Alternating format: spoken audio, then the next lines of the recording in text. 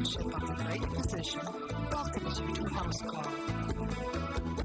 Our hosts today are doctors of chiropractic, Dr. Gerald Lala, Dr. Richard Jensen, who is also a board-certified acupuncturist practicing independently in Charlotte, Minnesota.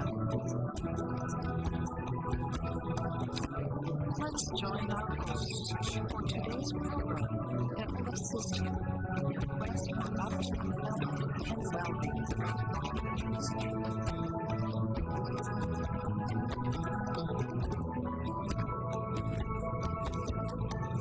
Welcome to House Call. I'm Dr. Gerald Lala. And I'm Dr. Richard Jensen. It's wonderful to have you with us. Today we're going to talk about female health problems, and we're going to begin with talking about fibrocytic breast disease. So if you know somebody who has that issue, or maybe you want to prevent it, this is really the time and the place to be. So Dr. Jensen is going to begin talking about the hormone axis of influence, which is really the basic place of where these fibrocytic breast problems take their origin, right? Right, Dr. Lala, you're absolutely correct. We're looking at the hormone axis of influence because it's usually, since fibrocytic breast disease is a estrogen-sensitive tissue, we have to look at its basis. And so first of all, we're going to look at this slide, the hormone axis of influence, and where it all starts is deep within your brain in a center called the thalamus, which controls things like temperature. When you're having a fever,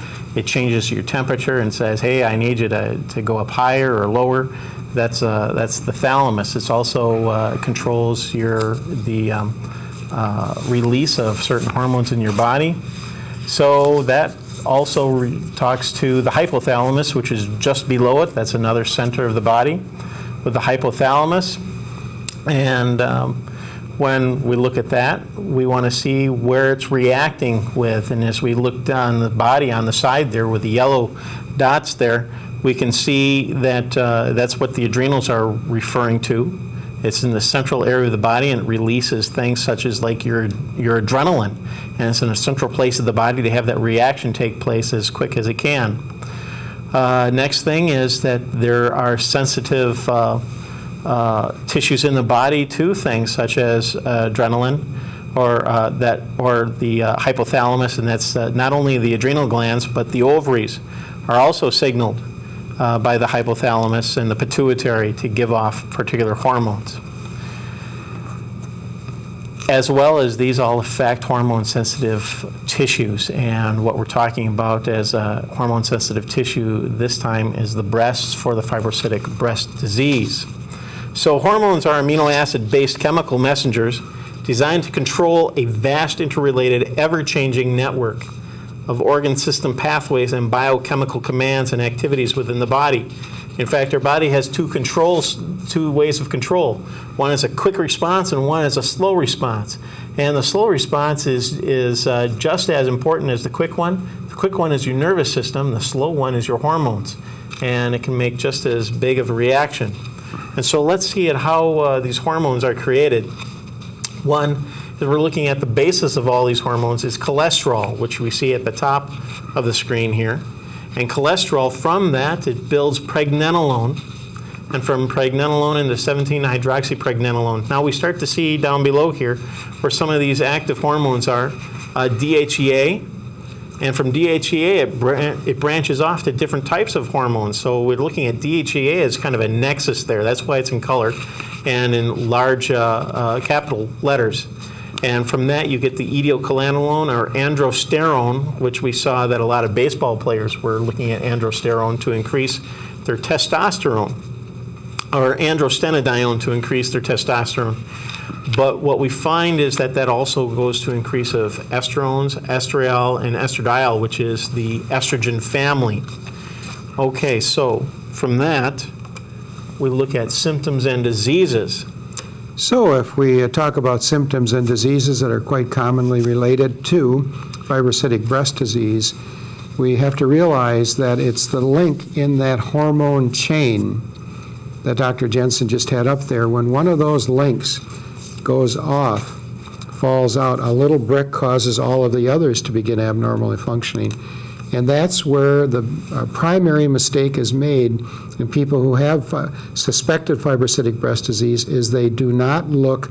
They're looking at the symptoms, the nodules, and the related symptoms rather than going in and examining all of those hormones. And it's a very simple and inexpensive thing to do, is where you collect the urine over a 24-hour period, and then they analyze those hormones and what are called metabolic pathways that Dr. Jensen was talking about. So if one of those little paths are not functioning correctly, or the nexus, say, is DHEA, then it's going to adversely affect all those other hormones. So now what are some of the common symptoms? Let us remember that the absence of symptoms does not necessarily indicate the presence of wellness. So a woman may not have any tenderness. She may feel a nodule or two, but no tenderness, and say, well, I'm fine. So we can't relate to that. It's just a terrible mistake. So what are some of the characteristics now? Certainly fibrocystic nodules in one or both breasts. That's caused by a proliferation of mammillary epithelium. So the epithelial tissue in the breast, because of these hormone irregularities, proliferates. It grows. It's excessive. Then there is also a dilation, usually, of the mammillary ducts, one or more of the mammillary ducts. So they become larger because they dilate, and they become swollen and therefore often tender. Then that causes an increase in fibrous tissue. So normally a woman has fibrous tissue within her breast, and that tissue starts to increase. So we have then those nodules, which then leads to what we call micro or macro cyst formation. They can be micro cysts, very, very tiny ones, sometimes not palpable, many times not producing any symptoms, and sometimes they become macro where you can definitely feel them. Now, 70% of the biopsies of breast tissue are negative for cancer. The fibrocystic breast disease does not increase the risk for breast cancer. Now, I can, and all of us can understand that. I can understand that as a male physician, as a male chiropractic physician. I can understand that as a husband. I can understand that as a father of 3 daughters. I can understand that as a grandfather of granddaughters. And so these are serious issues, but again, if they're handled unemotionally and from a scientific perspective, particularly having that hormone analysis and then treating them naturally, of which we're going to look at those options, it's certainly going to minimize the risk of cancer. Now again, what are the causes? We've really been talking about them. There are 2 primary causes. One is hormonal imbalances, of which Dr. Jensen and I have been discussing with you. The second cause are dietary imbalances. There are then an abundance of estrogens, sensitive receptors in our breasts, male and female, and these cells in the breast, and if there is excess level of estrogens in that woman's breast, or for that matter, the man's, estradiol and progesterone, she is predisposed to breast problems. So if she has an excess level of estrogen, which is very, very common in these menstruating women, then the estradiol goes up, progesterone increases, therefore she is predisposed to fibrocystic breast disease. Now, let's look at the next slide. We're progressing along very, very good here, and Dr. Jensen is going to look now at some of the nutritional considerations, because we've already been talking to you somewhat about the hormone imbalances. Now he's going to look at nutritional considerations of fibrocystic breast disease. Dr. Jensen. Thank you, Dr. Lala. Well, the nutritional considerations would be vitamin E, vitamin A, selenium, vitamin B1, vitamin B6, bioflavonoids, and iodine. And what it comes down to is the vitamin E, A, and selenium are antioxidants that support the cardiovascular system as well as overall tissue health. It increases the bioavailability of vitamin E. And in its natural source, vitamin E and polyunsaturated essential fatty acids, the eicosapentaenoic acid, which you might know as EPA, and the eicosahexaenoic acid as DHA, is concentrated from cold water fish oils. And they are reportedly to nutritionally support healthy cholesterol balance of the essential fatty acids. This inhibits oxidation in cells and facilitates reduction of estradiol. So the mineral selenium functions as a vital component of glutathione peroxidase and an important antioxidant enzyme. So what we're looking at is usually when you're looking at vitamin E and selenium, you're looking at that selenium basically clears oxidation from the body. And when that fails, or when there's too much for it to take care of, then you've got the person that sweeps up after that is vitamin E. And vitamin E, when it's taken care of that, it's recharged by vitamin C, which is then recharged by selenium. And so it goes on down the line. There's this whole big cascade that follows it. Now, vitamin E, you want to look at alpha-tocopherol succinate as a way of taking it, and selenium aspartate. These are the forms that interact synergistically in their productive roles. Now, vitamins B1 and B6, as well as the bioflavonoids, help increase progesterone levels, and those progesterone levels help defend against excessive estrogens and help defend against the incidences of fibrocytic breast disease. Iodine in low levels may produce excess levels of estrogen, estradiol, and prolactin, which influence breast hyperplasia. So this is one of the things that you want to look at, is that up here in the goiter belt in Minnesota, we're looking at that all of our salts are basically, the word escapes me. They put iodine in it in order inside our salt. Yeah, in order to keep us from getting goiters. And so that same iodine may be a problem with breast disease, as well as you might have diets that are high in kelp and things like that. If you're eating sushi, those kinds of things might not be the best way to go when you're suffering from fibrocytic breast disease. Now, particularly when we know about all of the toxins and hormones and pesticides and herbicides that are in fish now. Yes, definitely. With all those those are xenoestrogens. Yeah. That are found in it, so they're reactive with the estrogen reactive tissues, and they don't just go away. The body has a hard time. It reacts as estrogen, but the body can't recognize it, and therefore it has a very hard time getting rid of it as excessive toxins. It's like radiation, it never dies. And that's where the glutathione that we were talking about helps, because that helps get rid of some of these toxins through the liver. It's the liver detoxification pathway, which basically makes these things water soluble. But then they're water soluble, which means we urinate them, and urinating them, not transforming them, really, or denaturing them, basically just puts them back in the environment in which they can revolve around and go around that mountain again. Right through the food cycle again. I think one of the most disgusting things that I see is women who have female problems, including fibrocytic breast disease or cervical plasia, and they'll go off to some medical doctor, some chiropractor, some nutritionist, and they're not diagnosed. They're just minimal diagnostic testing, and then often they'll go off to a health food store or some nutritionist or chiropractor who's nutritionally oriented, and instead of doing a hormone analysis on them, they say, well, take some transdermal cream, take these vitamins, take these minerals, take these fatty acids, and no diagnostic testing. Now, if that was that doctor's, if it was a male doctor and it was his wife or his daughter or granddaughter, or if she was a female medical doctor, female chiropractor, would they treat themselves that way? Or if I want to even take it from a biblical perspective, do you think that if it was Mary Magdalene or the Blessed Virgin Mary came in with that kind of an issue, do you think, well, Jesus would just say, well, Mom, eat some fish, eat a little bit more lamb, eat some plants with some vitamin C in it. He would not look at it just superficially. And at that particular time, of course, there wasn't the diagnostic testing that we have today, but he had an interesting thing called a gift of discernment. You know, so then there were phytoestrogen compounds that those women were eating in those days and staying healthier.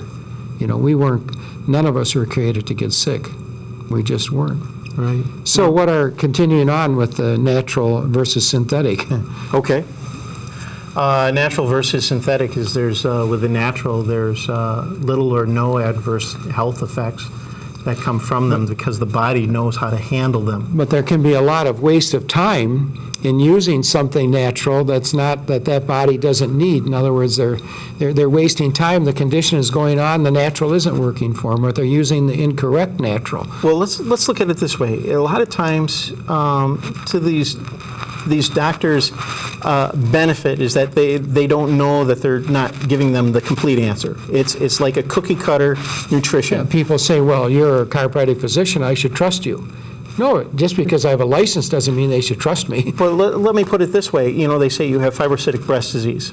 Therefore, you should take this, which has been shown to help some people. However, they haven't looked at the person's individual nature in that person, due to genetics or what have you, they're unable to digest some of these things out of their foods, or their diet doesn't include these things that help these particular nutrients work. As we put it into our system, it's working with everything together, not just one piece. And so when you're looking at that, like we've had I'm thinking of a particular case where the person needed some help, and they said, well, let's give you Don Quai that helps with regulate the hormones. And so they took Don Quai, but they weren't getting the kind of help that they thought they should. They were having diminishing results from the Don Quai, and they were wondering, and finally they came to us. We did the testing, and we found, Don Quai would have been a pretty good thing for you. However, you're missing these 2 or 3 other supplements that was needed for the Don Quai to continue to work. And therefore, they were getting an incomplete solution. And so they're out there and they're going, well, I tried Don Quai, I tried chiropractic, it didn't help me. It's because they got a non-complete solution because they didn't have the particular test that would tell you how to do it. And there are a lot of people today who advertise themselves as wellness practitioners, wellness clinics, health and wellness clinics, and it's almost a sham, because what they are is they have a tunnel vision approach to their patient's care rather than looking at that person in a holistic perspective. Certainly. They say, well, I'm doing this and that, so I'm holistic, but you and I know from a scientific perspective, they're far from being holistic. Sure. Therefore, it's not really wellness and health that's going on there. It may be looking at 1 or 2 fingers or 3 fingers of that person's biochemical nature, but not the whole person. Right. And in some aspects, people, they come in and they say, well, I've read about this. What do you think about that? As much as many of these commercials say, ask your doctor if this is good for you. Yeah. And so they've either decided to take it themselves, or they go to a doctor and ask him, and the doctor says, yeah, that would be good to take. And they haven't had a solution where you go through the testing and it's not a hormonal issue at all. It's a reaction to the stress that their body is under. And really, rather than having pro-hormones or hormone type of therapy, they need some kind of adaptogen to help them to get out of the stress that they're under, because the first thing that stress reacts with is your adrenals. And as we saw from that axis, the adrenals is part of that really proliferates to the rest of the body. So it's really finding out what's the right key for this person. Yeah, saving a little money and not having diagnostic tests up front will cost a lot of loss of health later on. You find out how many of those chiropractors practicing nutrition, how many of those nutritionists practicing nutrition, and few of these medical doctors that are advertising themselves as holistic practitioners. We'll see if they're in the hospital with that woman when she's having ovarian cancer, when radiation therapy, surgery, or breast cancer, surgery, or radiation. We'll see how many of them are there then, see. Right. When in fact, but they had a great personality, so I thought he was a good guy and that she was a good doctor, so it's not that way. Well, let's look, are there any adverse effects to the synthetic approaches? Yeah, because the body's unable to recognize these things.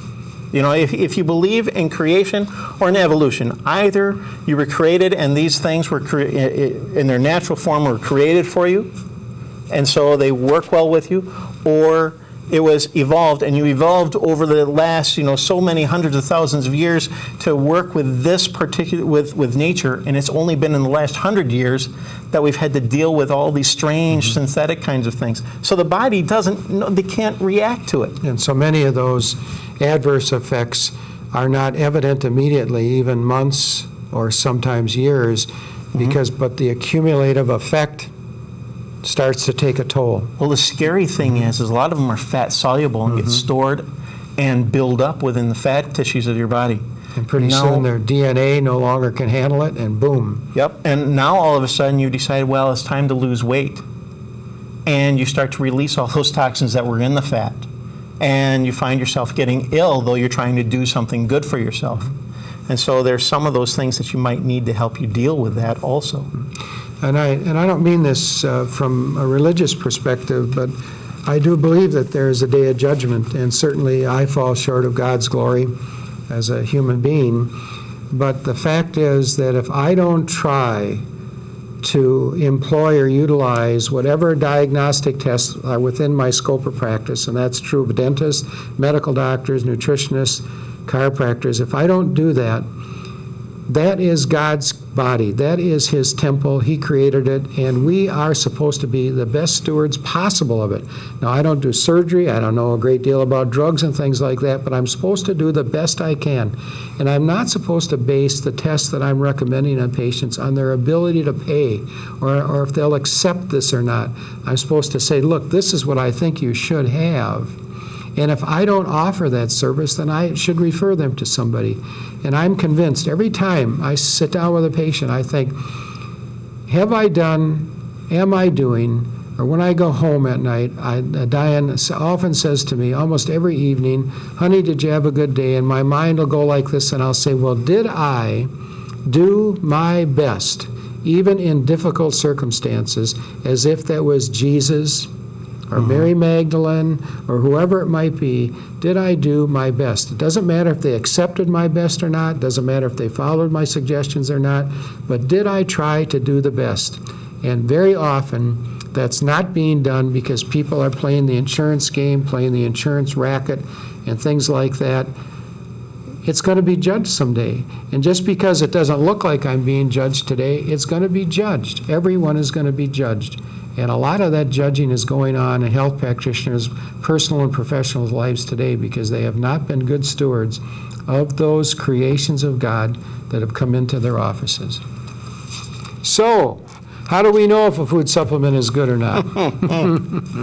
Well, there's various different ways. Do they have a GMP or good practices manufacturing, NAP, NSF, or international certification on these things? Does the label list the good practices manufacturing numbers or certification of these things?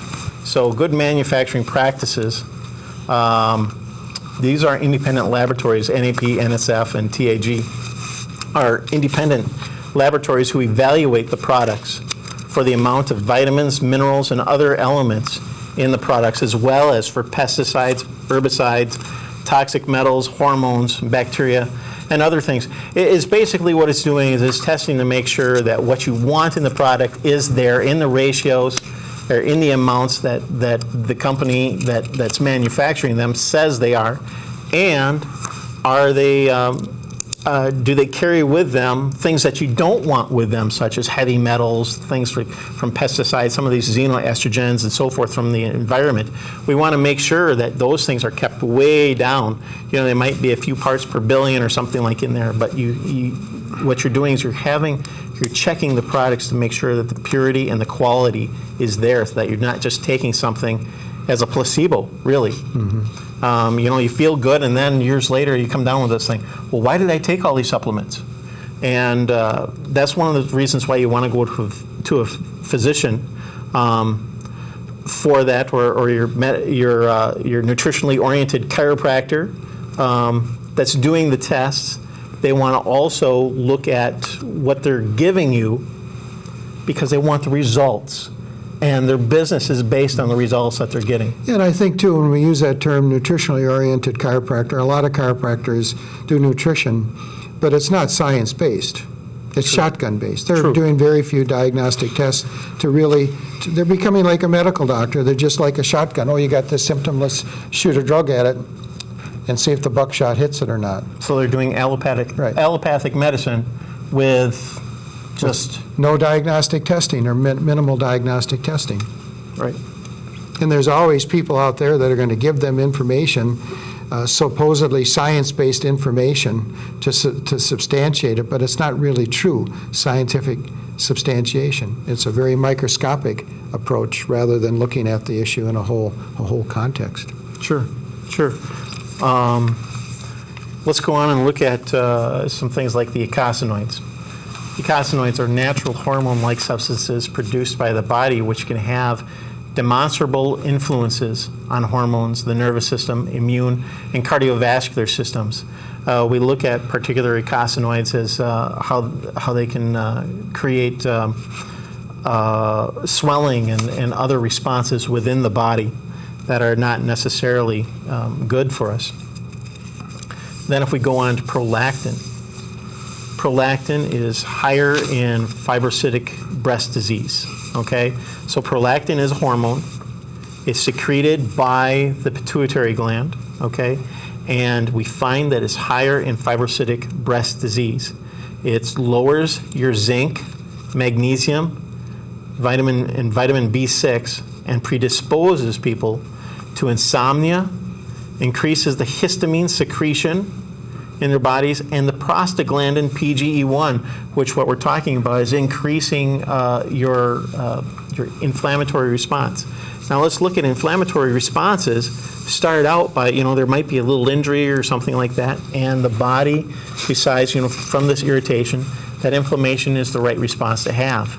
So it starts that, and then it actually increases or augments that signal and continues that inflammation.